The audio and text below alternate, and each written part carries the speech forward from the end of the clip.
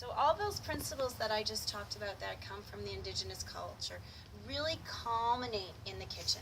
And so we thought it was incredibly important to add a bit of kitchen into our classroom here. And so these are some of the things that we want to stay true to, and I want you guys to think about if we do them. So we address the role of the family and the community in our daily living. We value our connection to the land by creating and sharing healthy snacks and meals. Today we're making bread together.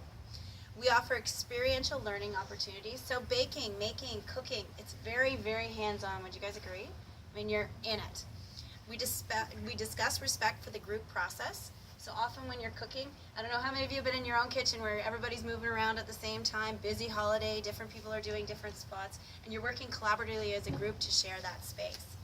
And we respect the significance of balance in our lives and balancing, again, the various food groups and the importance of food.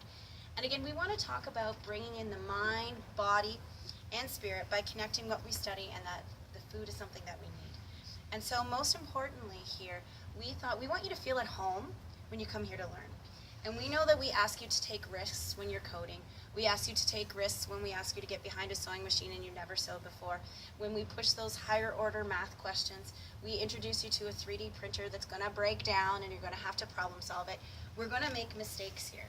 And that's going to happen, and that's a huge part of the learning piece. And we want you to feel comfortable taking those risks. And in order to do that, we need to add in an element of the home.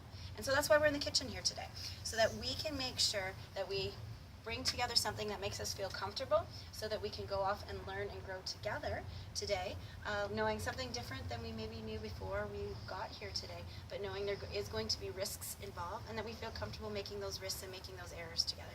So you guys ready to make bread with me? All right. Yeah. So when we bake our bread, it is important the order that we make it. I have a very hard time making